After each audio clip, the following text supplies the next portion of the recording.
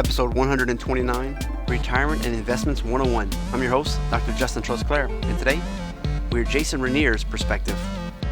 Join 2017 and 2018 Podcast Awards nominated host as we get a behind-the-curtain look at all types of doctors and guest specialties. Let's hear a doctor's perspective.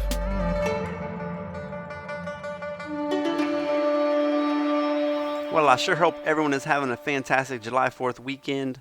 Where you going? To the beach? Are you barbecuing? Staying local? I'm excited for you. I hope you're really maximizing these mandatory vacation days. That's how I look at it sometimes. For those who leave a review, I really want to appreciate it. It's very motivating. If you've been thinking about it, if you've gotten something good out of this, leave us a review. Doesn't matter where. Google device, Apple. I really appreciate it when you do that. If you can, there's two sites you might want to look at. thedoctorsperspective.net/question is just a basic question, one question, and kind of helps me know what to do more with the podcast. I mentioned a few times, let me know what you think about these mini-sodes. Should I continue them? If you have an episode that you listen to that you like, definitely shoot me a message and I can listen to it and give everyone else the summary because you thought it was that awesome. I'm very happy to do that for you, and I'll even quote you. Lastly, the revamped No Needle Acupuncture is still there, .net/bundle packs. If you want to check it out, that'd be great.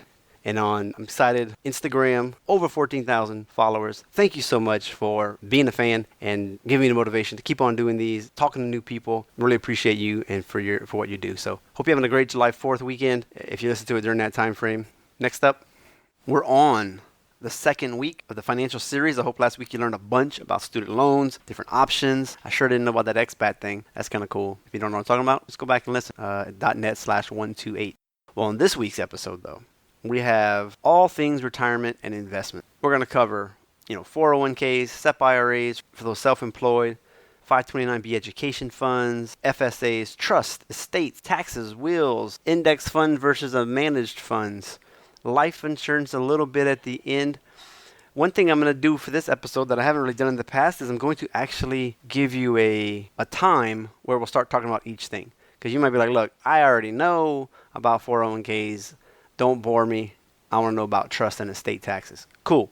You'll know where to go. I'm not sure how to put timestamps where if you click it, it goes directly to that. So don't expect that, but you'll be able to just scan it yourself. So that's really cool. It's a nice long episode. That's why I put those, because there's just so much information.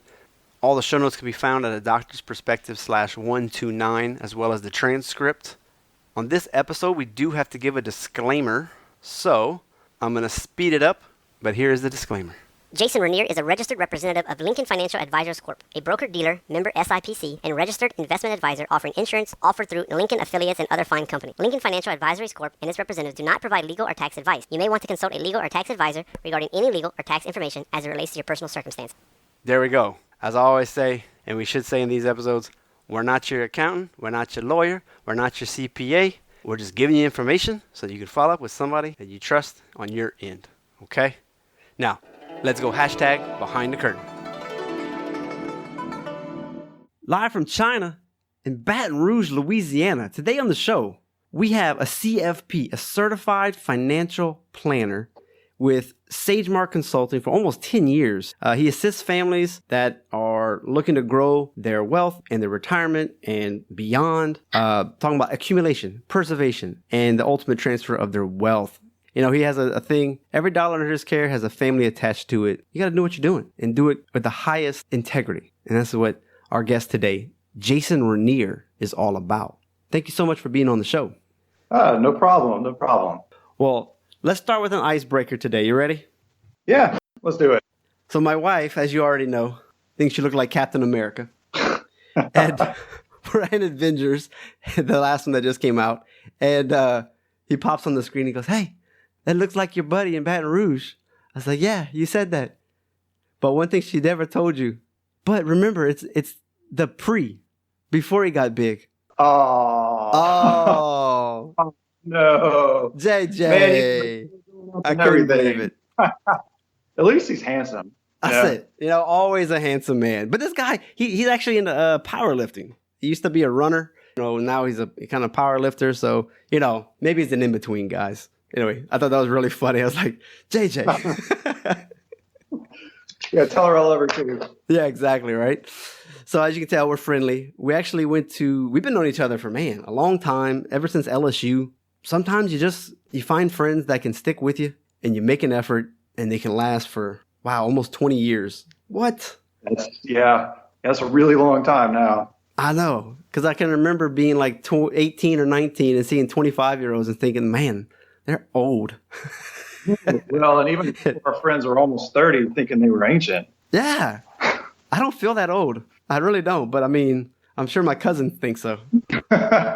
Yeah. My kids think anything over 9 or 10 years old is just, dinosaurs were running around on the earth back then.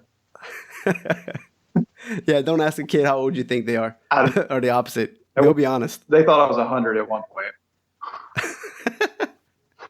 That's so messed up.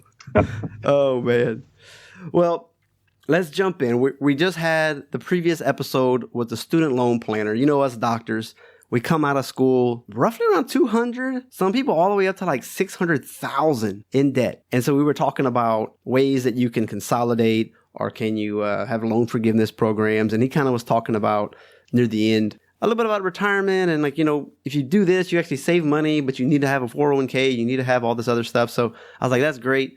I think Jason would be a great follow-up in this financial series to just kind of go through the 411, somewhat basic, but also some of these higher level things like trusts and wills and things we should look out for and estate planning that most doctors I think would need to know about because they should have the wealth accumulation that warrants those types of investment vehicles. So audience, if it sounds really basic, stay with it. You'll find some stuff that's kind of heavier at the end. And if you're really just like, wow, yeah, I'm 32 and I haven't started investing for my retirement yet, then definitely perk up and grab a pencil and don't wreck while you're driving. So that was a long intro. But tell me, man, first, before we get started, what's a CFP? Why is that better than just a ho-hum person who can invest in some kind of mutual fund for you? Okay, well, it's not necessarily a better or worse thing, but I can tell you what a CFP is, and so people can know for themselves and make informed decisions before hiring someone like that. So I am a CFP professional. It stands for Certified Financial Planner. CFP designation is really, it's given out by the CFP Board of Standards, and to qualify to be a CFP professional, you have to go take graduate level coursework in the areas of investment planning, retirement planning, tax planning, risk management and insurance planning, estate planning. And once you pass all of those classes, like a master's program almost. Basically, yeah. Okay. You then have to sit for a board exam. I believe it's 6 hours long now. When I took it, it was 10 hours long. You had to take it over 2 days, and then they waited something like 3 months to give you your results, and had a pretty low. Whoa. The pass rate wasn't that high. It was a very, very difficult exam. You have to have 3 years of practical experience before, even if you pass the test, you have to have 3 years of practical experience before you can call yourself a CFP professional. And then on top of that, you have to adhere to a very strict code of ethics. And then once all that's done, you have to do continuing education. They require about 30 hours. Well, they do. They require 30 hours of CE each reporting period. And that's on top of any of the CE that you take for your other registrations or license. Man, that's more than what a doctor takes. I did not know that. Yeah, most places don't have to take 30 hours, plus all the other stuff that you're talking about. Really? Well, and there's ethics. You have to take CFP ethics. And again, that's on top of any other insurance licenses or securities registrations that you may have. It's CFP specific type of CE. And yeah, so it's very difficult to become one. You really have to know what you're talking about in order to get that designation. And really that sort of person, somebody who is a CFP professional, they really best fit into your financial life as really the quarterback, from my perspective, because they're really trained to understand your entire financial situation, kind of from a global perspective or the 30,000-foot view, not just really your investment planning or just your insurance or your estate planning, but they're trained to really understand the entire picture and understand how it all interplays, because planning doesn't just happen in a vacuum.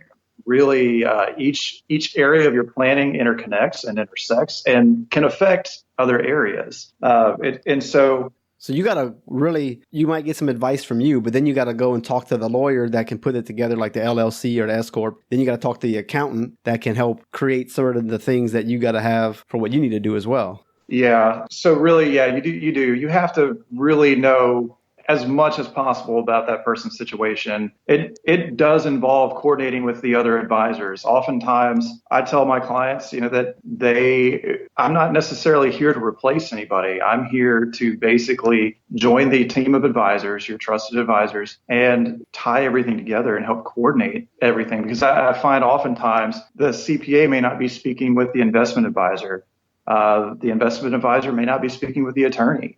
And the attorney may not be speaking with the CPA. And so the client is doing little pieces of their financial planning in bits and pieces, and no one's talking with one another. And so you may have things that conflict between different types of planning and may actually either contradict or conflict or even void out some of the types of planning you've done. Basically, they're working against one another, not intentional.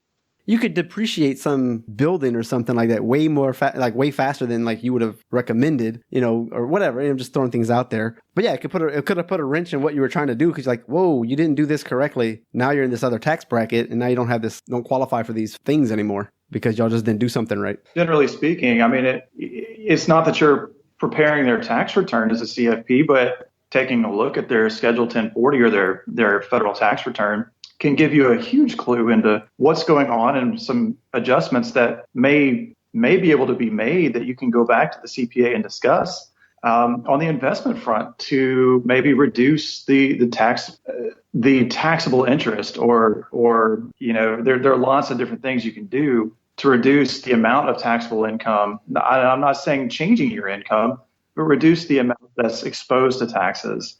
And just by taking those simple steps of having two people talk to one another, it can make a huge difference. It's kind of like when you go to the doctor, and I'm not sure if this happens with you and your patients, but sometimes you have people that don't want to tell you everything, either because they're yeah. I mean, they could be embarrassed, or they may just feel like it's none of your business. But yeah, how are you supposed to do your job to the best of your ability if you don't know everything? I mean, if you go to the doctor and you don't tell them about an allergy to a medication, I mean, they could kill you. I mean, you go to a chiropractor, you say, you don't tell me you have cancer. That's a problem. That's a problem. If it's bone cancer, that's kind of what I'm working on. That's not a good thing. Well, exactly. And it's not that I'm trying to be nosy or anyone in this position is trying to be nosy. It's that they need as much information so they can give you the correct answer. Okay. All right. So let's take a few minutes and just kind of go through the nuts and bolts. 401k, I'm self-employed. I know we have something that's pretty much the same thing, but it's called a SIP or a simple I don't know, something like that. There's mutual funds and there's ETFs, pure stock. Kind of give us like a rundown on kind of what you're looking at. Roth IRAs as well. I love those. So that we just kind of have an idea of some of these buzzwords, and then we can kind of move on into some of the other stuff that we wanted to talk about. Okay. Well, so these are all ways to handle or either save for retirement, reduce your current income taxes, or maybe future income taxes in the case of a Roth type of plan. But I always encourage people to, one, in my position, to save as much as you can, and two, to never pay more taxes than you have to. I'm not telling you to not pay taxes, that you have to pay your taxes, but there's no sense in overpaying when you don't have to. There's plenty of loopholes and plenty of deductions that you can take if you know how to do it legally. Right. And not even gray area. You just got to have somebody that knows what they're doing. Yeah. It's just basically gifts that Congress has given you that you can take advantage of. And so we'll start with some of the simple ones that are low-hanging fruit. 401ks and 403bs. I know a lot of the people that listen to your podcast are physicians. You're probably dealing with folks who are either direct employees of a hospital or a medical practice, or they may be self-employed and they own the practice. But we'll start with the most basic situation. Let's say you are just a W-2 employee of a hospital or an organization. So in that instance, you would probably have access or should have access to a 401k or 403b. And let's say for those who are familiar with those, bear with me for a second. I want to speak to the people who are not and just give them a little rundown of what that is. It's basically a tax-deferred retirement savings plan. The money comes out of your paycheck. You decide how much you want to contribute, and it's taken out of your paycheck before taxes are taken out. If it's a traditional 401k or 403b, the money has the potential to grow tax deferred. So any growth that you have is tax deferred until you begin taking money out. And so, again, I want to caution people that this is a retirement account. This is money you are putting in for a very long time, assuming that you're young. In 2019, you can, if you're under the age of 50, I would assume folks listening to podcasts are probably a little bit younger, but for those who are in their 50s and older, that's great. For those who are under 50, you can contribute up to $19,000 a year. This year, if you're over 50, there's what's called a catch-up provision where you can contribute up to $25,000 through the over 50 catch-up. That's a lot of money that you can actually defer from taxes. And that's actually, if you're married, that's per spouse. So both of you can do that. And the hospital is going to match part of that, usually. Sometimes they do, just depending on the plan. But that's free money, more or less. By not participating in it, you're not allowing them to give you a raise, more or less. Hey, would you ever say, if a hospital says, okay, I want to save, let's say I want to save 15% of my income, but the hospital only matches 3%. Should I just invest 3% with them, take that other percentage and go to somebody like yourself and maybe get a better option than just giving them the whole 15? Yeah, honestly, it really depends on the person's situation. It depends on the plan itself. Some 401k plans are very good. They have low expenses sometimes, or can have very low expenses. They may have very good investment options. So it's really going to be situation specific. And Okay. before you make any decision as to not participate in your 401k or to, instead of participating in the 401k, put money into a traditional IRA, there's a lot of things you need to look at. Expenses would be one. The investment options would be another. The amount of money that you can contribute, because there are different contribution limits for both. And you're going to look at whether or not there's a match, because like I said, if you're not contributing at least up to the match, you're basically throwing away money, because that's a 3% raise practically. Right. Yeah, basically. Yeah. Well, so let's look at the higher limits, because you're probably dealing with folks with higher incomes or who at somewhere down the road would have a higher income. Let's say you got somebody who's under the age of 50 and they're contributing $19,000 this year to their 401k or their 403b. Let's just assume you're in the 24% federal tax bracket, and that starts at about $168,400 in income for this year. In my state, in Louisiana, that would put you in the 6% tax bracket. So roughly that'd save you somewhere around $5,700 in income tax, just by putting that money into your 401k or 403b plan instead of your savings account. It allows you to keep more money and put more money into your pocket. That's a significant difference. And then if you do that, if both spouses do that, then that's an $11,400 tax savings right there, roughly. And yeah, and it's going to grow for the next 20 years. It could grow, and that growth on a traditional 403b or 401k would be tax deferred until you start taking money out. So one other thing to keep in mind, if you have a 403b, there's also something called the 15-year catch-up. So if you've got over 15 years of service, you can put a little bit more money into that on top of your over 50 catch-up. But there are some special rules with that, and so you need to generally talk or work with your payroll department to have them help you determine how much you're eligible to contribute. And one other big thing to remember, this is a retirement account. So if you are under the age of 59 and a half and you decide to take money out, you may be subject to a 10% penalty on top of the taxes you'd be paying. So that's a big consideration that you want to make sure that you're thinking through. Yeah, so you can easily lose 25 to 35% of whatever you're trying to take out. Yeah, and plus it can put you in a new tax bracket if you're taking out lump sums. Just don't do it. And it depends on the person's situation. I personally never try to judge somebody because things come up, but it's definitely can put a crimp in your style. Now, one thing too that I would probably be remiss if I didn't mention before we move to the self-employed people are FSAs. So, those are basically, first of all, they're use it or lose it. But an FSA, for those who are not as familiar with those, they're a flexible spending account or flexible spending arrangement, and it's through your. We love them. Yeah, they We love swiping that card. but I use one too. But you can funnel your medical expenses through them, and each spouse, let's say you're married, each spouse can contribute up to $2,700 to an FSA this year. Now, not all plans have caught up to that IRS limit, but right now the contribution limit is $2,700 per spouse or per individual. And the money that you put in there, as long as it goes in before taxes, and as long as you use the money for qualified medical expenses, it's not subject to federal income tax, Social Security tax, or Medicare tax. And so that's an additional tax benefit that you have using those plans that aren't available with a 401k. And so, but you lose it at the end of the year if you don't use it. Correct. And so, so you better budget correctly. You should. And so my wife and I, in our personal case, we have a pretty good idea of what our medical expenses are ongoing. Now, of course, you've got emergencies that come up and things like that that are harder to really expect or plan for. But, we know generally what we're going to spend each month on just the doctor visits, and we have a good average of how often our kids get sick. And so that's real, man.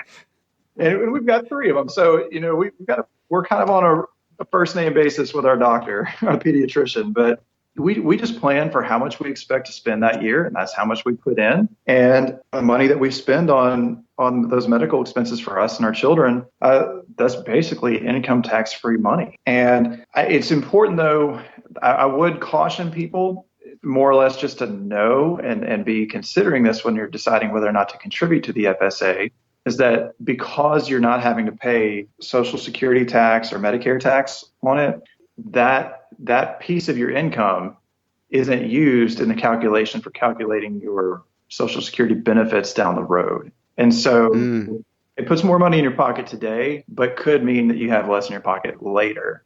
So I would really, I guess, caution people to, if you're going to use this, to just make appropriate plans. Put as much as you can in your 401k and your 403b and your retirement accounts. But if you know your kid's going to need braces, you can tell, man, 2022 is the year. I better start saving up now because I know my kid's going to need some braces. And now you have the money. Those are not. We're already looking at that. And that's not cheap.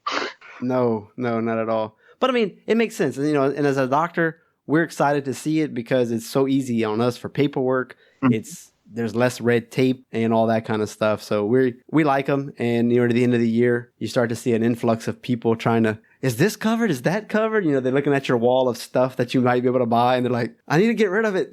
I'm not sick. I only got 2 weeks. Well, and that's why you're just careful to really think through how much you might need to spend that year. I mean, it's impossible to predict it down to the dollar, but, think it through. And I mean, it's only $2,700. That's not even your deductible for most people. Yeah. Well, and that my wife is diabetic, and so we have a lot of medical expenses just personally. And for us, it's a very helpful. It may not be as helpful for somebody who has no medical expenses ever because they never get sick and they have no children, aren't married. But it's definitely something to put in your tool belt and think about. Now, for your self-employed people, you may not have an FSA available, but you have what's called a SEP IRA. If you are self-employed, you can use a SEP IRA, and that's basically an IRA that is for the employer. And that particular IRA has a different contribution limit or higher contribution limit. So as the employer, you have to follow a formula, but the absolute maximum contribution you can make is $56,000 in 2019. Come on. Yeah, I mean, assuming that the formula works in your favor. So assuming the way it works is it's based on your net income. So assuming your net income is high enough, you can actually defer up to $56,000 of income into your SEP IRA.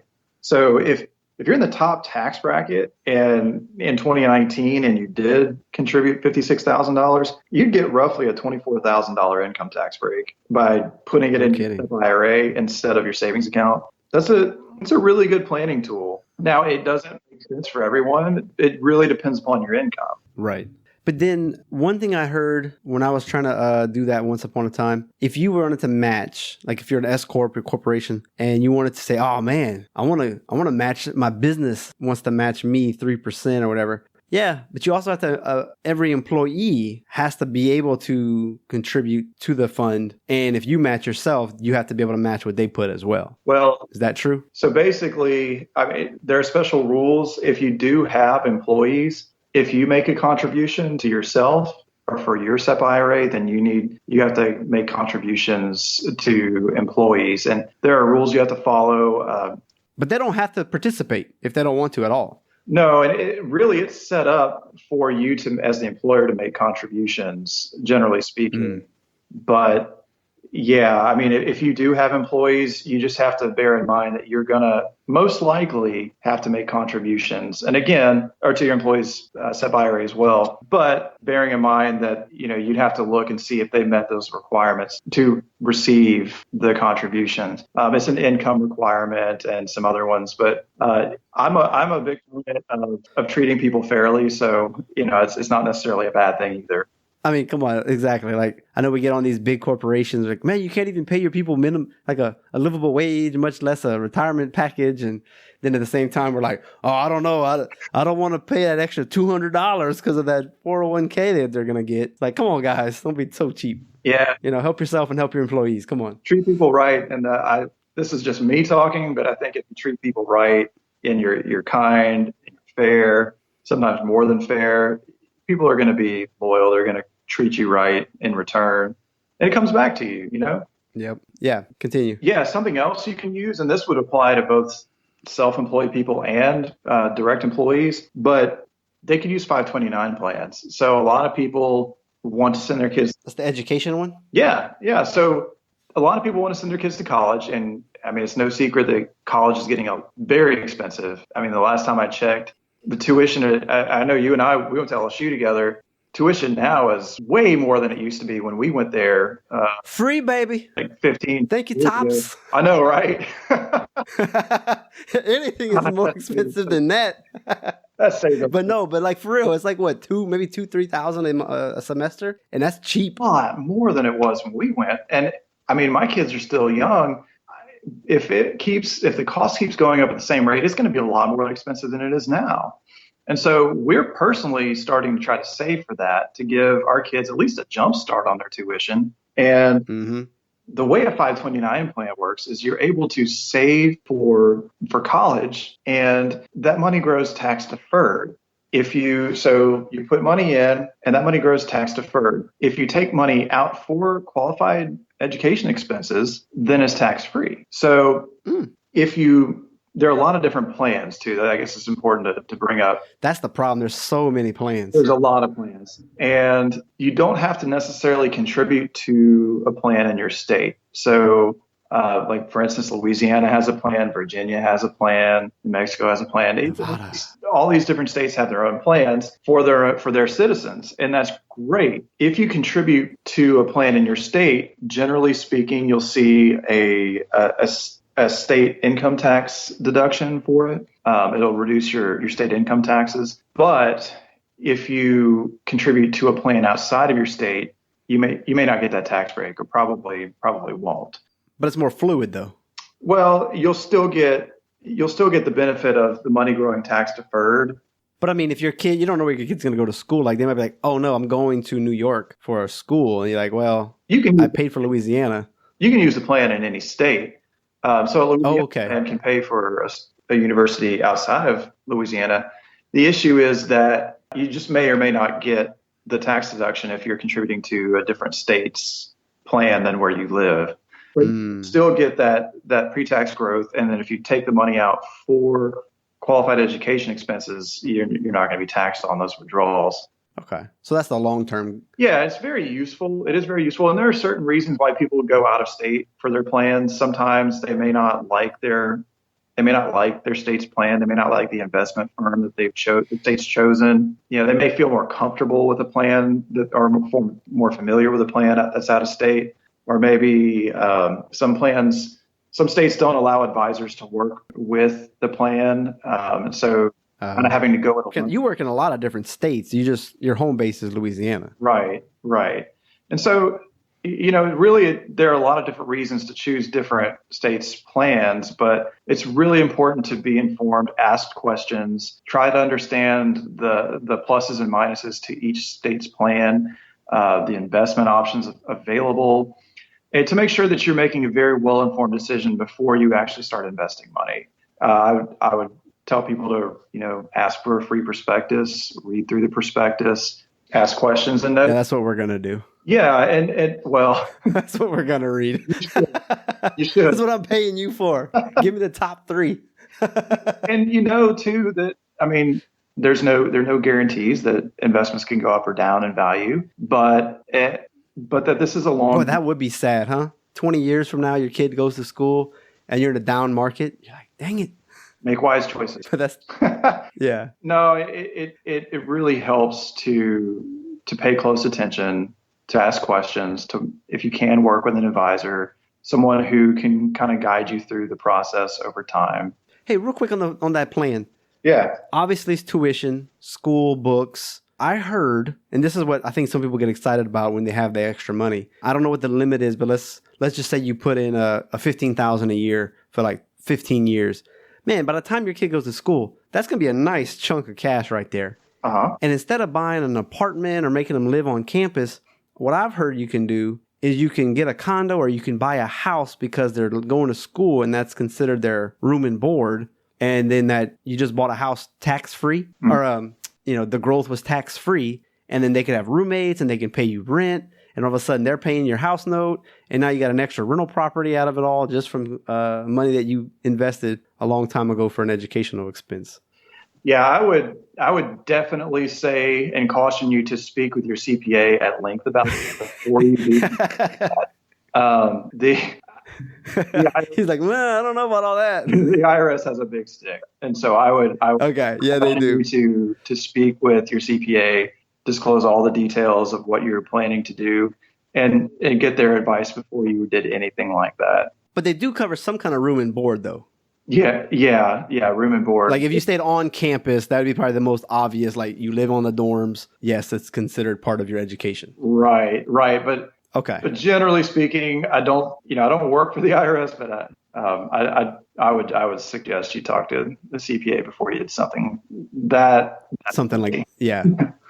All right, guys. Remember, I am not a financial planner, and he's not yours. So we're just throwing out ideas that you need to go and find out more information about. CYA people.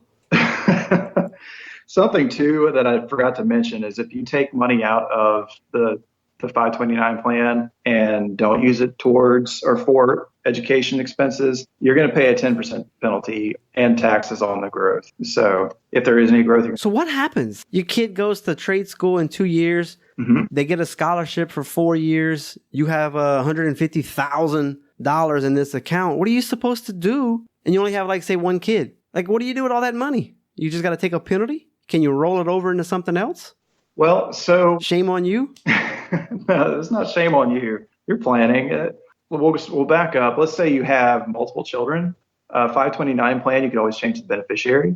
And we see that frequently. So one of your kids gets a large scholarship or decides not to go to college. Nothing wrong with that. Mm-hmm. Let's say they go to trade school or they just... they decide that because they need to do something. Yeah, they do something, but it doesn't involve school. Well, your other kid decides to go to grad school or medical school. Well, you have the ability to change the beneficiary of that account and then use it for your other child. You can also change the beneficiary. Let's say your kid has a child. You can change the beneficiary to your grandchild, and so you're leaving a legacy of education for your family. So we can go deep. Yeah, you can go pretty deep. You could also, there are, and again, this would be something to talk to your CPA about, but if your child gets a scholarship, there are certain provisions to be able to get some of that money back without having to pay a penalty. But before you... Yeah, because That's not fair. Talk to your CPA. Yeah. Talk to your CPA. Okay. All right. Because you would be the person to put us into the plan, but the CPA is kind of going to help you take it out so that you don't shoot yourself in the foot at the end. Well, yeah, I'd be the one if for my clients, I help them physically do the withdrawals and things like that. But we always try to rope in the CPA as well.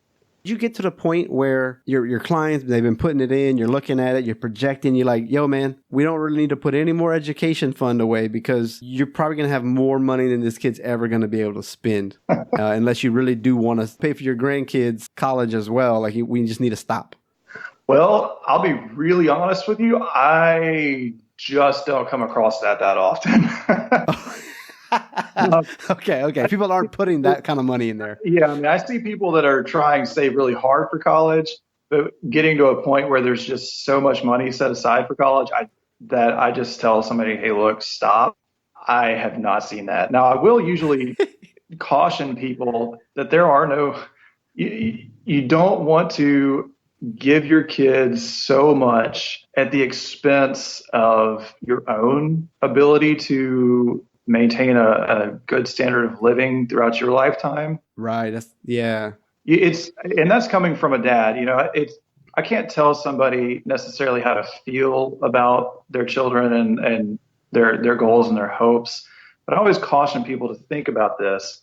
There are no student loans for retirement. There's no grants. There's no scholarships for retirement. Mm-hmm. I mean, we have Social Security. Some people have pensions, but generally speaking, you're kind of on your own. And so you need to be saving so that you don't have to work till you're 90. For people that choose to work that long or life just deals them a hand like that, there's no judgment here. Life happens, and people sometimes really enjoy their jobs, enjoy their work, and more power to them. But you don't want to see yourself in a situation where you've given your children so much that you're not going to be able to ever retire. Or if even the slightest bump in the road comes up, that you're out the street. We kind of ask people jokingly, when your kids have spent all your money, are they going to let you move in with them? It's true. I don't know. Maybe they will. I hope they will. Maybe you will. Do you want to? Do you want to? Nobody wants to be a burden. And so there needs to be some balance. And that's why I don't run into that situation as much. It's just because we do caution people to, think about your own situation first. When you're on an airplane, when they go through all the list of the emergency procedures, they always say, put your own mask on first. If there's a cabin pressure problem, put your own mask on first, then turn to your child and put their mask on. You cannot bless the person next to you. You can't bless your child unless you're in a healthy position too. And so, I kind of compare it to that. Exactly. Your kids in school and they're like, you're eating peanut butter and jelly sandwiches. It's like, that's not good. That's not the way you want to live your life. I like ramen, but I don't eat it because I have to anymore. Exactly. I looked at it as like, I had the money available right now. So like, I'm going to put more than I would normally put probably the first year. Because that first year, I got 18 years. I'd rather do it now while I have it. And then in 5 years, if you're like, well, I don't really have as much to put without hurting my own lifestyle. Well, that's okay. It's still growing from that big chunk that first year. And I can still sleep good at night. Right. And if you're going to do a large chunk, I'd tell you to talk to your CPA because there are, if you contribute over certain amounts, you may be subject to filing a gift tax return. Not necessarily a problem, but it does just create a little bit more administrative work for you. And so again, I would talk to your CPA before you start making large contributions, just so you know what you're getting into and what would be required of you going forward. Hey, when you're talking, we're jumping around on this one. When you're talking like a gift, I know there's when your parents are old and they're retired and they're like, they have more money than they can spend. And they're like, I'm probably going to be dead here in the next 5 years from my bad health. Mm-hmm. They can start giving a certain amount of money to whoever they want, really, as a gift every year. Yeah. That's true, right? Yes, it is. Okay. And again, I would tell you to talk to your CPA before you start doing that, just because there are limits on how much you can give. You want to know what you're getting into. If you're going to have to start filing gift tax returns, things like that. But again, you coach people, like when you're talking to these people and you've had them as customers for a while and they're getting to that point and they ask you that kind of question and you're like, yeah, there's a way to funnel off some of this money to people that you love. And that way you don't hit with the death tax as bad when they have to split your money when you pass. Well, we do. I'm guessing, right? Yeah, we have those conversations typically with folks that we're doing comprehensive financial planning for and estate planning. It's becoming less of an issue right now because the estate tax exemption has gone up so much. It was considerably lower. Now it's $11.4 million for a single individual and $22.8 million for a married couple. That's a lot. Yeah, I mean, so you can have an estate of around 22 million without being subject to estate taxes. Again, you're going to work with a CPA or your executor is going to when you die, but that 22, that's a large estate that you can have before you start running into those sort of tax issues.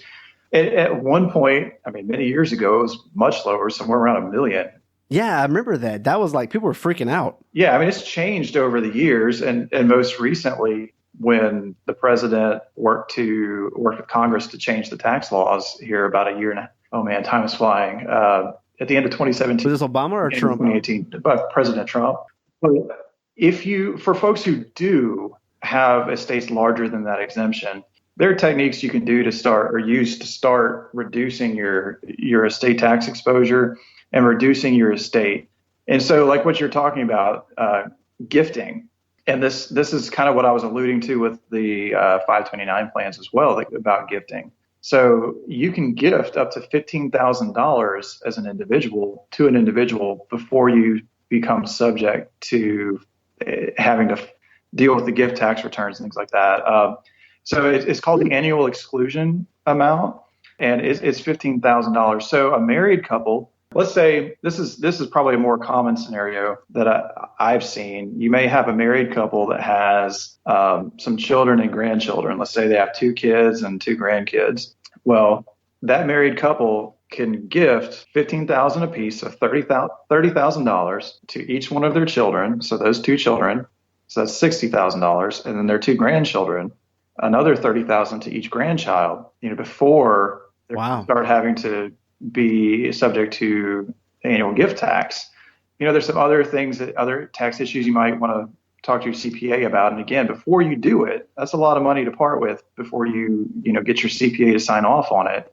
There's generational skipping tax that you might want to talk to your CPA about. But, let's just, even if you're just dealing with your 2 children, that's $60,000 you can get out of your estate, and you can do that every year without having to be subject to the gift tax. So that's one way to get it out of your estate. One thing, that's one way, and that's what one of the things we do and work with people on that is gifting that annual exclusion amount. And right now it's $15,000, but it does change from time to time. It used to be $14,000 up until really 2018 it went up, but it can be a useful tool. So that's a nice way where like a grandparent, whoever really, and not have to pay as much taxes in the long run, and it's because you can just, hey, here's a gift. There's a grandchild or something with sometimes grandparents contribute to 529s. Well, you can front load it and put a larger amount in there. That's nice. So they could do that too. Yeah. Yeah. Oh, that's true. It doesn't have to be the parents to put in the 529. Really, anybody could put into a 529 for that person, for that kid. Right. Oh yeah, that's pretty cool. Yeah, I think my parents are doing that. Yeah, that's really interesting. That's a good one. Hey, let's talk about what's a trust. Why would somebody use that? I like to think of it as those spoiled rich kids who they care about the environment and they're in college, but they don't even have to work, so that's why they care about the environment so much. But I'm just picking on environmentalists at the moment. Maybe. But you just have all this money. You got $5-10 million, and your kid's 18, and you just don't want to give an 18-year-old, I think, $10 million because you passed away in a car accident. That's a really bad situation, I would think, for an 18-year-old to have that much money coming from not having that kind of money. So give us the rundown on what a trust is and why would you use one and all that stuff. All right. Well, that's actually a really good question. So a trust is really just a legal arrangement. And I'm going to try to not use legalese the best I can, but it's basically a legal arrangement where a person or an entity like a company acts as a trustee or someone that holds property in a fiduciary capacity for someone else. And fiduciary capacity basically means that you are obligated to act in that other person's best interest. You want to talk to an attorney before you use or set up a trust, or ask lots of questions, make sure you understand what you're doing, and work with an attorney. In Louisiana, ironically enough, Louisiana is a civil law state. The other 49 states are common law states. In Louisiana, you can actually work with a notary to set up a trust. And notaries can't practice law, but they have the legal authority to do those sorts of things. It's a way big deal in Louisiana. They're not just watching you sign a piece of paper and stamping it. It's way more involved in Louisiana. A big deal. It's the test. It's a big deal. It's hard. The pass rate on that exam is like 18 to 23% statewide, because you're actually being tested on the law. It's crazy. So we deal with this a lot in terms of working with clients and their attorneys, and trying to help them work through the pros and the cons of, and informing them about certain things to talk about with their attorney. So I guess we can talk about, it's a really complex issue, but we can talk about the different types and different uses, and maybe somebody can glean something from that. So I'll speak to the one that I use personally, and it's because it involves my personal situation. We've got 3 children. So a very common discussion that I have with our clients is about testamentary trusts, and working with an attorney to discuss a testamentary trust. And what a testamentary trust... It's a big word, Jason. Yeah. What it is a trust that's set up through your will. And it only comes to life. It basically springs to life when you die. And it's a trust that is set up to receive your assets when you die, so that there's somebody that can administer them while your children are still young and immature, and take care of those assets, help them either grow or just make wise decisions with them, be able to write checks to the guardian, write checks for medical expenses, to buy clothes for your kids, to buy food for your private school. Private school if you saved enough. But basically it's a trust that's set up for when you die, to have somebody responsibly take care of your children financially.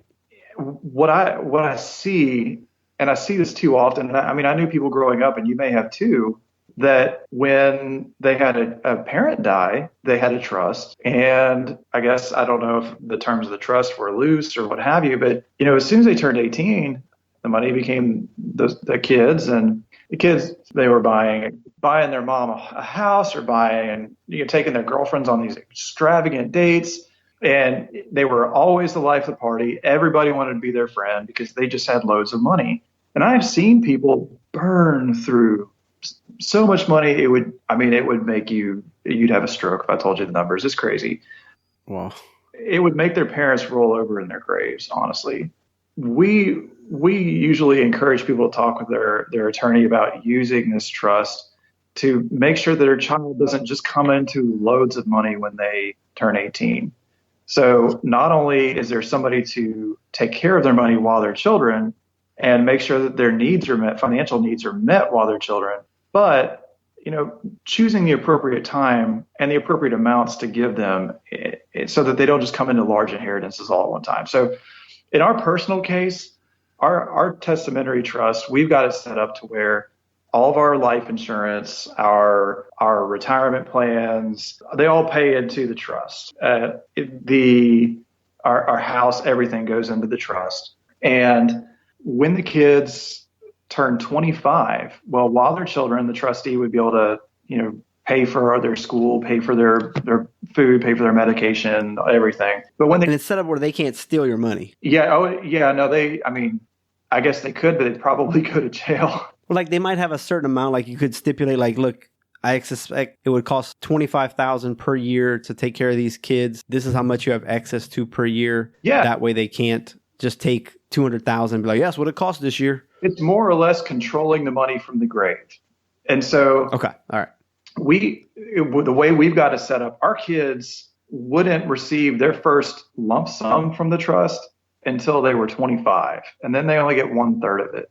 And the reason we did that is, in our personal case, I want my kids to have to struggle for a while because it builds character. It helps them learn how to have to survive on their own, how to pay their bills, and have to try to improve their lives. I want them to experience real life for a while. I don't want them to just be a trust fund child.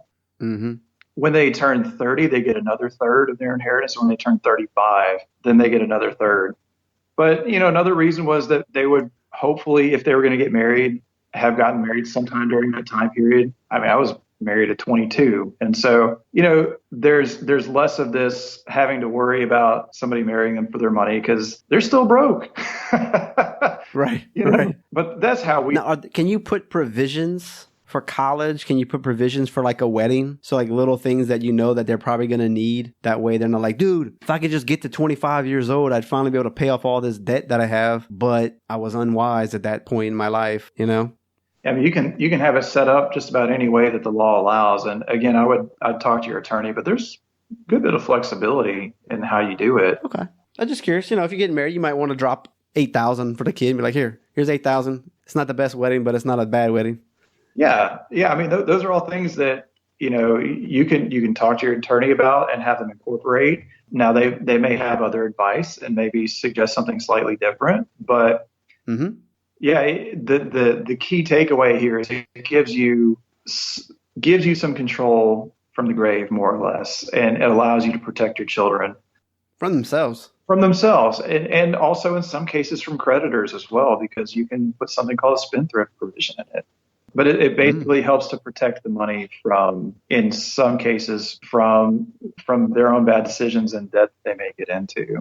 Another reason people use trusts is because a trust doesn't have to go through probate. It doesn't have to go through the court system when you die to have your assets transferred to whoever it's supposed to go to. That can be done privately. If you don't have a will or you don't have a trust in place, that all just goes through the court system. Even a will, actually, if you have a will, those assets that pass by will have to go through the court process called probate, and it's all a matter of public record. So, folks that have... Oh, that's the difference. What's the point of the... Yeah, I was going to say, what's the bad thing about it going through the court? Okay, you got public record. Now everybody knows your business. Can they decide, like, hey, we don't like the way it's distributed among your brothers and sisters? And what's some of the drawbacks or whatever? Well, I mean, if you have a valid will, they're not going to do that. But I would say really cost and privacy are two of the drawbacks that I've seen in the past. It can be costly to go through probate, depending on the size of your estate and where you live. And also it's public. So, I mean, you remember the guy from The Sopranos? I mean, there are cases where if you have a lot of money, you may not necessarily want the whole world to know that your wife is worth $40 million or your 18-year-old is worth $100 million. I mean, that sets them up for all sorts of failure in life, or it can be dangerous. I'm not saying that the court system or that the probate process is a bad thing, because it's not. It's just that it's public, and so it's one thing to consider. It's definitely one thing to consider. Is it expensive to set up these trusts? Like, why aren't more people doing them? I wouldn't say that it's not being done. It's really a matter of being educated and your personal situation. Sometimes it may not make sense to do it. It may not be something somebody wants to do. It may be something the attorney advises against. But I would say that, and this is kind of getting into where you would need the advice of your attorney, some legal advice to determine whether or not it's a fit for you. Oh, anything else about trusts that are burning on your heart to tell us? Well, this may be useful to some people in your listenership, but you can do what are called charitable trusts. And because I know if you're in a higher tax bracket, you may really want to get a tax deduction for your charitable donations. And with some of the changes in the tax law, it's a little harder to get them. So if you're making a larger donation, some people will use a charitable trust, which allows them to make a larger donation to charity. But they can still, in some cases, depending how it's set up, and you'll work with your attorney on this, but depending on how it's set up, you might be able to live on the income from that trust during your lifetime. So you're giving assets to the trust, but still getting income off of it. Let's say you use stocks or bonds or something like that. You could be getting paid out the income from those investments or whatever it is you've given, but still give, considerable amounts of assets to that charity. It helps the charity in the sense that they know what they have to work with later on. And it helps Right. Year after you, year. yeah, and it helps or it helps you in the sense that you might be able to get a charitable deduction out of it. And, all money aside, some people are just very charitably minded and they like the idea that they've been able to make a difference. What's a large sum? We're talking 25, 100,000? Well, Mil? that depends upon the person's individual situation. What's large to me may be not large to someone else, and what's Oh, I meant legally. oh, it depends. It depends. Okay. These can be done in all different sizes. So if you had a passion for like spinal bifida research and you had 75,000, you could set up a trust where they can't ever touch the 75,000, but all the dividends pushed off every year. Now they know, oh wow, we have this much to work with per year thanks to this person from 5 years ago, and this could last forever. You can set it up to where you live off the income until you die, but they have the asset and they know that they have X number of dollars that they can work with now, and it's something that can really be useful both for the giver and the charity. Yeah, that's great. I'm glad you mentioned that. Charity's a big deal. Yeah, absolutely. Can you do that for churches too?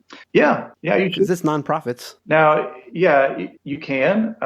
Churches are charities. It just depends upon which church. Well, actually, it doesn't depend on which church you want to donate to. Some churches, what I would like to share with people is that some churches actually have entire departments devoted to this. Some of your big organizations, some of your bigger denominations do have departments that, they have attorneys that volunteer their time or may even work for the church that help set these up for people. Are they cold calling all these people? Hey, I don't know, but I heard you Baptist. I heard you rich. in our particular case, we go to church and, whether or not we're just we give because we want to give. It's not because, it's definitely not because we're getting cold called.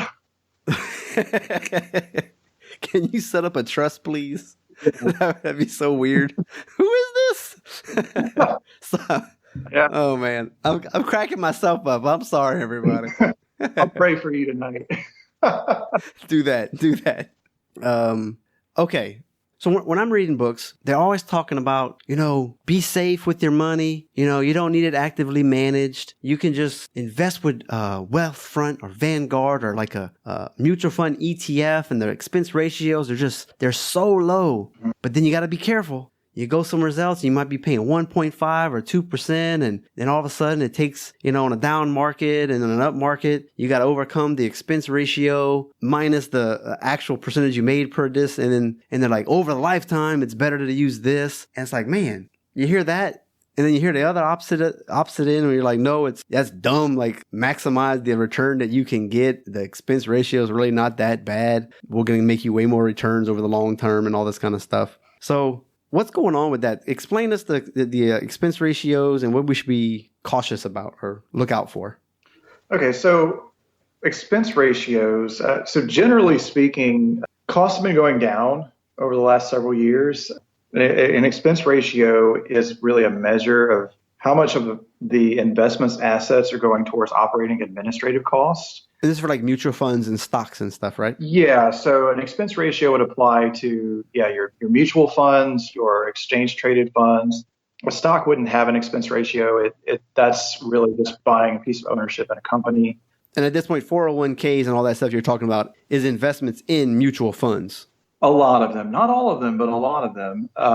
So if you do have mutual funds or exchange traded funds in your 401k plan, you're going to have there are going to be expenses with those funds, and it's called an expense ratio. So an expense ratio, or the expenses, the operating costs and administrative costs of the fund, will reduce your returns because basically you're taking some of that money or some of those assets to pay the portfolio manager, to pay the analysts, to pay the electricity bills, to pay marketing. They may also be paying for airline tickets to be able to fly halfway across the world to sit down with the CFO of a company that they're trying to determine whether or not it's worth investing in. So there are costs there. With any business, there are going to be costs. And I think the key is to try to understand what the costs are. Try to understand why you're paying them. Maybe I ought to get into kind of what the differences are in terms of there are different types of funds and what those expenses may or may not pay for. So let's talk about index funds, because a lot of people ask about those. There's a lot of discussion about them out there in the investment world. Clients ask about them. An index fund is, generally speaking, going to be a very low cost investment. They are first and foremost funds that invest in an index, just like their name. So let's say you might invest into an S&P 500 index fund. This is not a recommendation. This is simply just an example.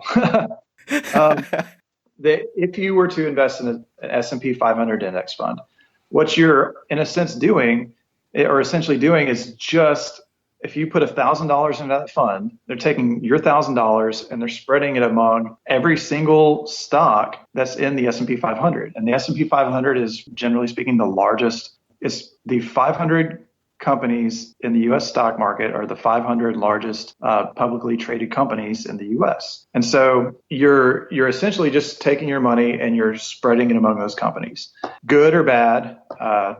Those companies, whether or not they're doing well this year, whether or not they're doing poorly, whether or not one's business model has it to where it's going to maybe do poorly for a few years, you own everything. They may or may not be appropriate given your situation, and I would strongly advise you to read the prospectus. They're free. Speak with your financial advisor. Do your own research. Make sure you understand what you're getting into. But part of the reason that their costs are so low is that they're not necessarily paying managers to go determine whether or not something's investment worthy or not, or a company's investment worthy. They're simply buying the index. Now, those can play a role in your portfolio. They can be good. It could be a percentage, but everybody's different. Everybody's situation is different, and the on the opposite end of the spectrum is actively managed funds.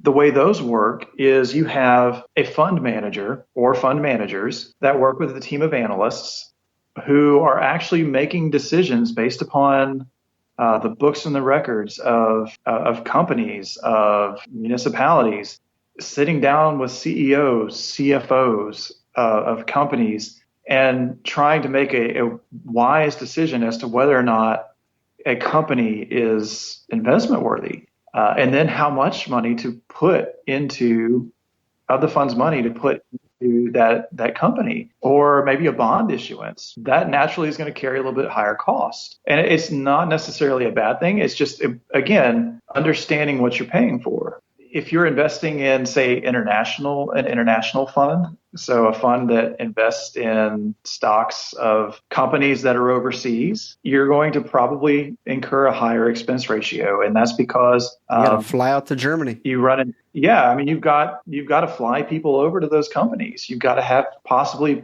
boots on the ground, people that actually work over in a different country. You're having to have people that can navigate all the different laws of different countries. It costs more to be able to do that than if you're just simply buying every company in an index. I'll give you a good example. Several years ago, I was listening to a presentation by a bond analyst, and she was trying to determine whether or not a bond was investment worthy. It was a bond for Chicago O'Hare, some improvements they were doing, and she went to Chicago, got on the tarmac, and she had her hard hat on, and she was talking to the people that were doing the construction and trying to figure out, schedules and figure out impact on the flights and possible delays for the flights, and trying to determine whether or not it was worth the fund's time and money and investors' time and money to invest in this bond issuance for the Chicago O'Hare improvements. Also, I was listening to an analyst who handled investments overseas. This was actually a few months ago. And he said he spent a lot of time in flying and traveling. Obviously, he covered Latin America. And his thing was one example he gave was he was trying to determine whether or not it was worth the investor's money to invest in a specific bond issuance somewhere in Latin America. And I thought it was really interesting that this man had worked and gotten to know quite a few people down there in his time. And he'd actually knew the finance minister of the country that he was dealing with personally, because he had been working with him when he had a lower position in the government. And he was trying to decide whether or not this was worth investing in, and he actually picked up the finance minister of the country, or picked up the phone and called the finance minister of that country, and just started interviewing him, asking him questions. And of course, it was all public information, but he was able to go directly to the source and just ask, what was going on? What are you guys trying to do? What's going on in your country?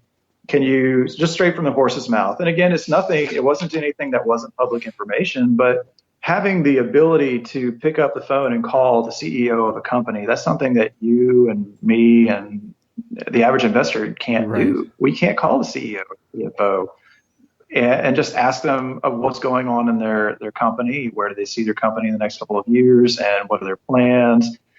And when you have these mutual funds that represent large blocks of money from investors, the CEO usually answers the phone or calls back.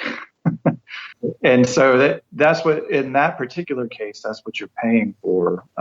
But again, all that to say, know what you're paying for, understand what you're paying for, be mindful of the expenses, ask questions, read the prospectus. It, again, is free. Understand your options. If you see that there's a cheaper share class or version of the same fund, ask your advisor why you're in the more expensive one. There may be a good reason. There may not be. It might be time to have a discussion with your advisor about, a real heart-to-heart, or the advisor might be able to give you a very valid reason why you're in that higher expense ratio, because the rules were what they were that year you bought it, and that's just how it is. Now it changed. And certain share classes of funds are only available in certain types of accounts. And so, again, it warrants a discussion, and just make sure that you understand what you're getting into and what you're paying for. So really, they could have a fund, and they might have 100 out of those 500 S&P 500 companies, but then they might also have another 150 companies from all over the other places that maybe not on the top 500, but they have done their research and are like, no, they're going to be really good. Always they catch some duds here and there, like they didn't pan out, but they actually go through and they pick all these other companies that they may not have heard of, and they might be mid cap or large cap. I don't even think I'm going to bore people with that large cap, mid cap, and value, and it's pretty much just money they make. Like, you're in this bracket of income now. You're a mid cap versus a large cap, and benefits and risks when you invest in something like that. Well, you've got different size companies. You've got companies whose goods and services are in favor right now. You've got companies whose goods and services are out of favor. It's very important to be diversified, and typically when we build portfolios, we're trying to make sure that you have exposure to small companies, to mid-sized companies, to large companies. That you've got exposure to companies whose goods and services are in favor right now, and then it may seem counterintuitive, but to have exposure to companies whose goods and services are out of favor right now. Typically, the way I explain it to clients is that investments are sort of like a symphony. So, in the symphony, you've got the flute. Well, I'm not a music person, but I'll just say, you got the flute, you got the trumpets, you got the violins, you got the cellos, you've got trumpets, you've got all these different instruments. And especially trumpets, in my opinion, if you hear a trumpet playing on its own, it might be kind of shrill. It may not be a pleasant experience just to hear one trumpet playing, or even 3 or 4 trumpets. But when you put them all together for a purpose, playing one song in a unified manner, it comes together and makes beautiful music. Each instrument serves a purpose within that song and within that symphony. And it's the exact same way with your investments. You're wanting to build a diversified portfolio that each asset class, each type of investment within the portfolio needs to serve a purpose.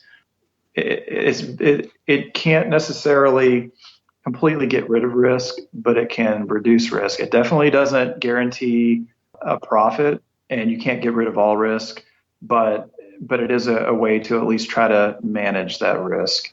I've never gone to an advisor before without them showing you the little bar graph of international, here's your bonds, here's your large, here's this. And we want to balance this based on your risk ratio or tolerance. And so he's like, oh, okay. And they're like, you're right where you need to be. Or this year, your international was really good, but now you're out of whack. So we got to kind of get that back down to the number that we think is better. It's easy to see. Yeah. Is that kind of you know what I mean? You know what I'm talking about, right? Yeah. I think it's great. Well, I want to know. I mean, that's a great little visual. Wow, I'm really heavy in international. Okay. Is that good? Is that bad based on my situation? And then they can talk to you about it. I'm not saying that is what it is. I'm just making the comment. Well, and that's good. I'm glad that you pay attention to that. I always try to caution people to ask questions. Make sure that you understand. If you don't understand the word, what I'm talking about, please ask me. Please tell me. Let me know so we can back up and we can discuss it and until or rephrase until it's something that makes sense to you. Because I don't know the first thing about medicine. I'll be really honest with you. I have no idea. When you look at an X-ray, you know what you're looking at. I just see a bunch of white stuff on the screen, and I think, oh, that looks like a skeleton. Oh, is that a broken bone? That looks bad. Yeah. I don't know what to do. I think the arm should be straight. Right. Huh, that doesn't look like that's in the right place. Yeah, exactly. But you know exactly what to do with it, and what the patient should do. I have no clue. And that's because it's not my world. That's not what I deal with. It's not what I'm trained in. Everybody's good at different things. Everybody's trained in different things. And so, probably like you probably tell your patients that, ask me questions. If you don't understand, ask me questions. And you're probably happy when you have somebody that genuinely wants to take an active role in their healthcare. Mm-hmm. When I am working with clients, it's the same thing. I understand, and I try to make it very clear that I understand this, that they don't deal with investments day in and day out. They don't sit and watch the stock market. They don't do research necessarily all day, every day about this sort of thing. That's what I do. That's what I like to do, what I'm trained in. And so when they walk into the room and we begin going over a portfolio, we do it with the understanding that, if they don't understand, that's okay. That's okay. And they need to ask questions, and it's my responsibility to help them understand so they can make an informed decision. Yep. Hey, real quick before we go, you still got a couple minutes? Yeah. Okay. We didn't touch on life insurance. I think the skinny term is whatever. It could be 20 years. You pay your premium each month. After 20 years, if you don't die, that's it. Congratulations. You didn't die. You just lost some money over the last 20 years. Okay. Whole life, on the other hand, you pay more money per month. You pay for it for the rest of your life. But anytime you die, there's this policy that you get paid on. That's the skinny of it, right? Yeah. That I would say in a nutshell, yes. Okay. But whole life can get really complicated. Like you can have death benefits. You could have before you die, like, oh, you got cancer, a terminal illness. You got this, you got that. You can take money. You can borrow from it. You can, I think the next guy that's on the show, he's going to talk about using I don't think he uses life insurance anymore, but they're like, you put your money into some kind of vehicle. It guarantees you a certain amount per year. It always raises. It follows the stock market, perhaps. You can borrow from it at a somewhat low interest rate. Mm-hmm. And then that way it always grows. But when you buy that car for 20 grand or 50 grand, you just take it from your life insurance and you just pay back your life insurance over the next 5 years instead of a bank. Okay. So he's going to talk about all that kind of stuff. That should be the next episode, which I'm really excited about because that's a whole nother thing that I've never really been able to grasp completely. But give us a short little, what are we looking for as far as terms in whole life, and then what kind of whole life should we sort of, or generally for most people, or for like physicians, for instance, might be more of a better option than some of the others? Well, okay, so that's a complicated question for a close, but we can kind of, so.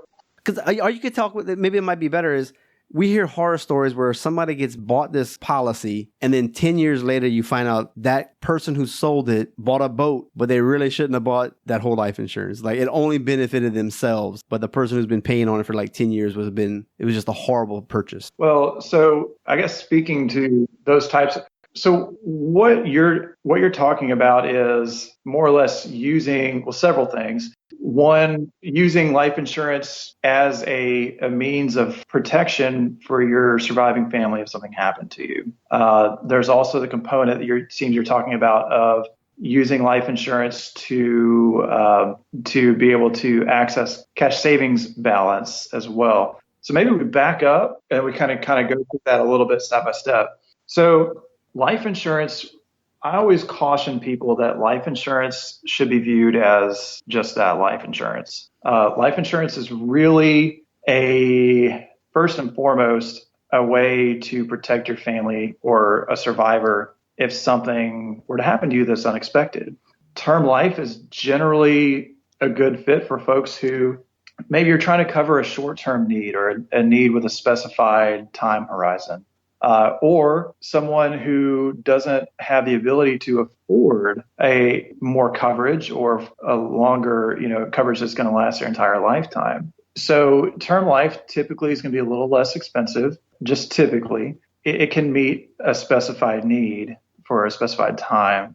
Now, what we would describe as permanent life insurance, that's kind of a giant umbrella term that lots of different types of policies fall under. One of those you mentioned was a whole life policy. There's also universal life, variable universal life.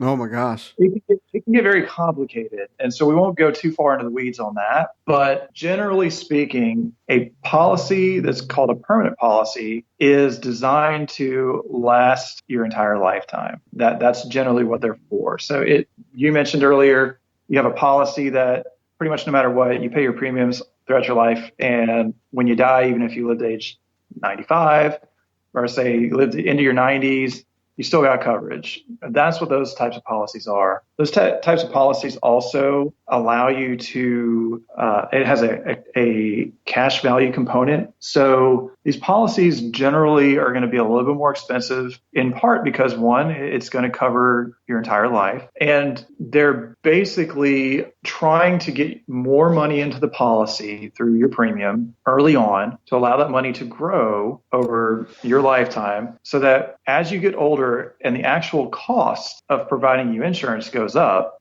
So as you get older, it costs more for you to be insured naturally because, the likelihood of you dying goes up as you get older.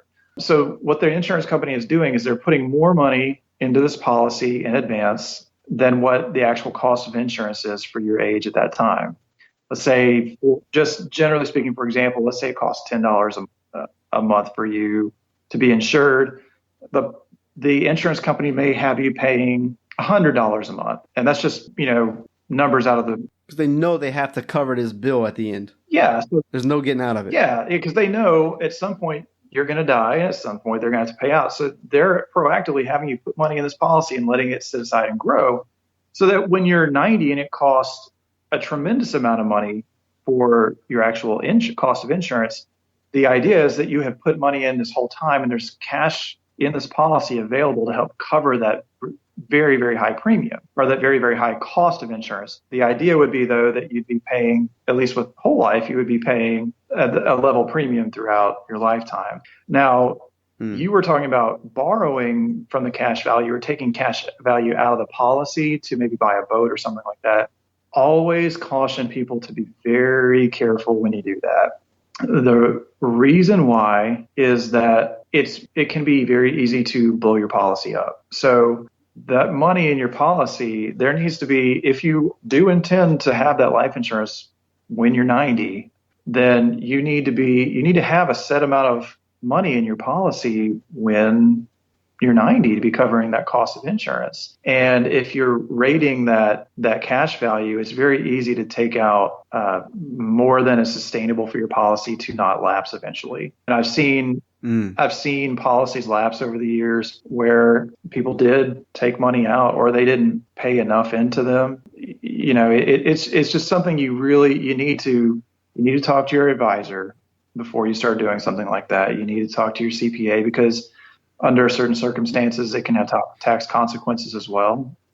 And you need to be very well aware that your actions could possibly make your policy lapse. And if insurance protection is important to your family, then, it may not be the best thing to do or best approach. That's true, because there's a legal amount of cash you have to have, like as a percentage of the total value that you have, something like that. Well, it's not a legal thing. Like you can't fall below a certain amount. It's not a legal thing. It's just that if you don't have enough to cover the premium, unless you can cover the cost of insurance, that month with a check, basically paying out of, if you can't send in the money and that premium is too high, which when you're 90 is going to be extravagantly high, just by virtue of your age, the policy is going to lapse.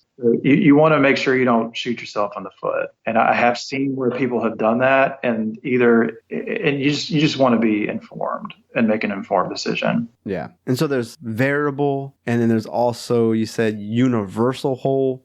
Well, it's whole life, universal life, variable life. Are they that different? Or are they just set up for specific reasons? Very different. They're very different. They work differently. They have different provisions. It's very different. We could go very far into the weeds. It's probably more than anybody else would care to hear. What's the generic summary of the other ones? That way people are like, oh, that's okay. That's the difference. So a whole life policy, I guess, just generically speaking, you're going to have a set premium over your lifetime. With a universal life policy, your premium, you can dictate how much you pay into the policy. The issue is that you may not pay enough into the policy, and it could cause your policy to eventually lapse because it might be too difficult to catch up on the premiums you're supposed to be making. And bear in mind, there are other differences, but these are kind of the, I guess, high level, easiest to understand and recognize.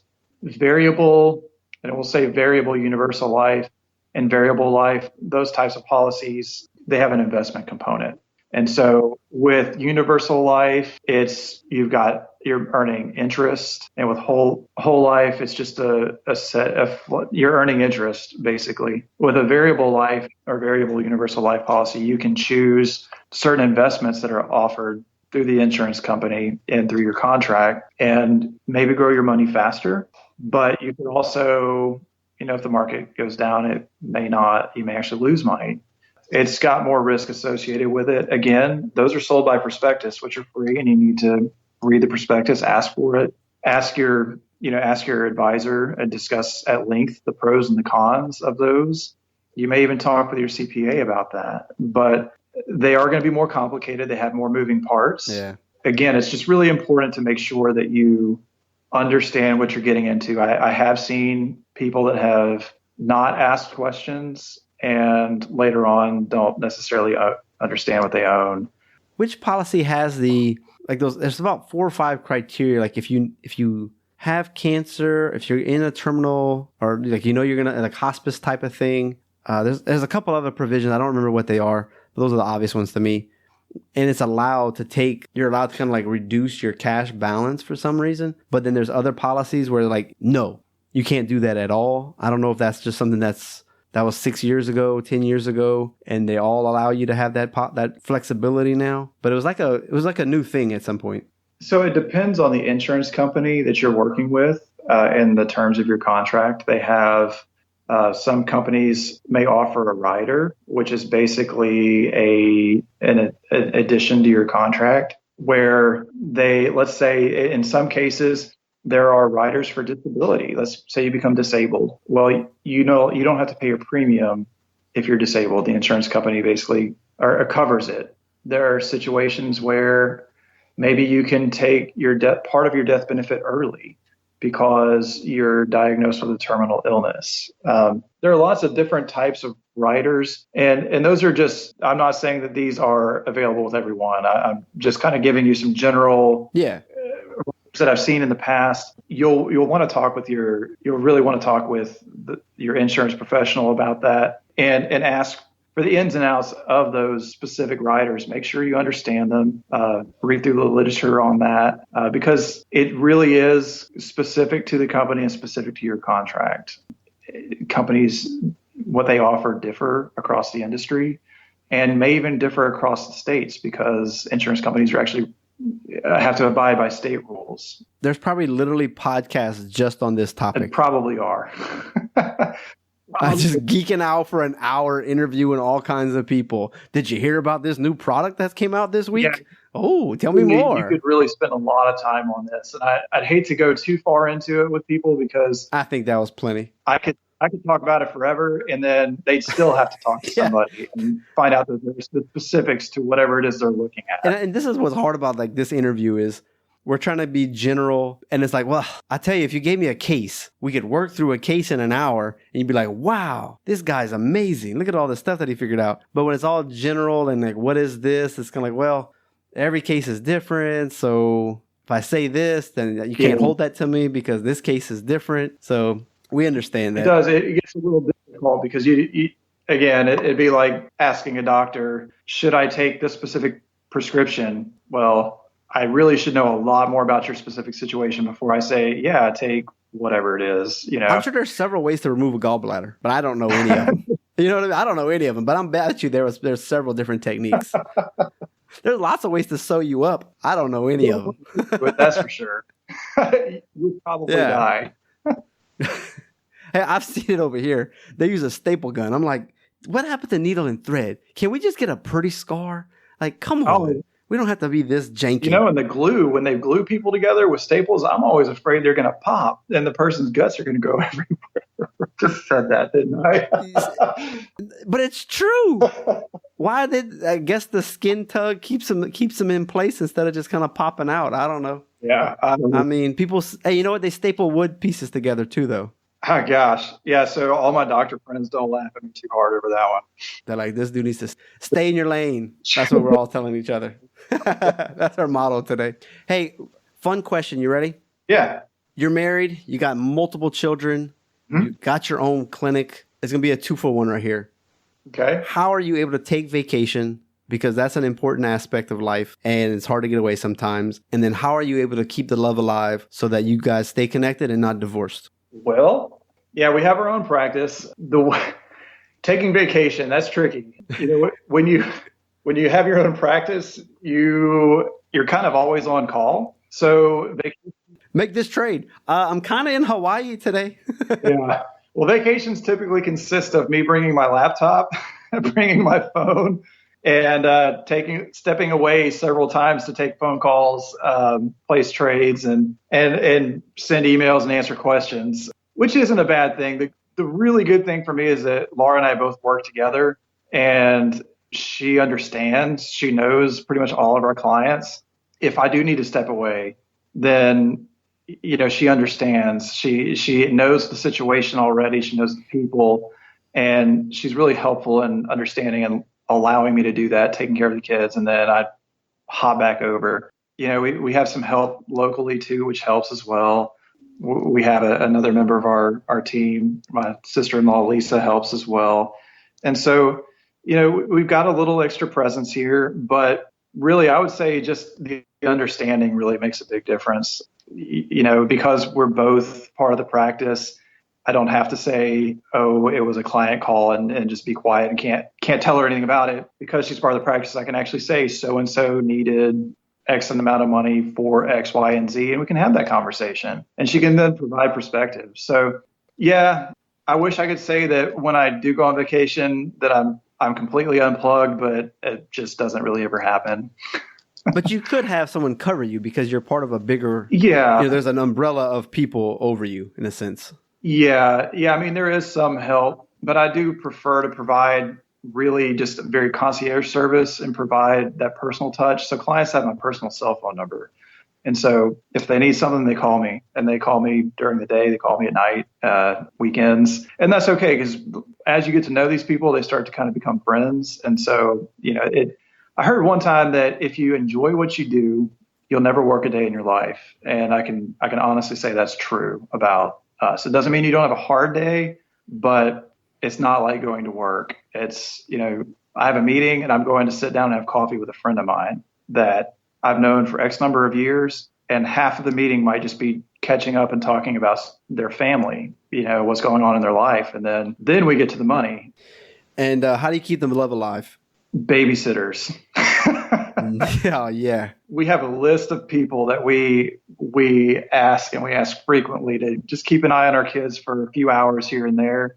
And we go out, and usually it's going to be when clients are not going to be calling. So later in the evening, maybe starting our night at like 8 or 9 o'clock, having a babysitter watch the kids, and we'll stay out till midnight, 1 or 2 in the morning, and go have dinner, go play pool, go bowling, go for a walk. Right now we're planning our 15th wedding anniversary, trying to go to DC, so we're planning out a trip there where we can just break away for a couple of days and just be a couple for a little while. It's kind of hard with kids. Kids are a huge blessing, and I mean, that, but I don't know how you have 3. Yeah, I mean, sometimes I don't know how you sign up for 2. God decided. I know what I'm getting into, and I'm just kind of like, meh, I don't know. Ruby, you might be an only child. I'll invite your friends over. We love them. We love our kids. They're a huge blessing. But when you have 3 people talking to you at the same time, it's sometimes really difficult to actually have a conversation as a couple. And so just getting away for a couple of days, even if you have to take the odd client call here and there, it just makes a huge difference being able to stay connected, doing fun things together, Yeah, I mean, you see on Facebook and stuff, so it's kind of fun to just kind of catch up and see like, oh, okay, wow, they're really active and they're doing stuff with their kids and they're, being, just enjoying them, right, and doing things that they'll enjoy. So, I mean, I think that's a great idea to be a good mom, good dad, and then making time for each other as well. So, I think doing it right on several fronts there. Yeah, thank you. Says Justin. What does my opinion matter? I don't know. Sometimes I just like to say it. Well, how can people get in touch with you? It'll be in the show notes page. How can they reach out if they're like, man, this Jason Rainier seems like he knows what he's talking about. Maybe I should contact him.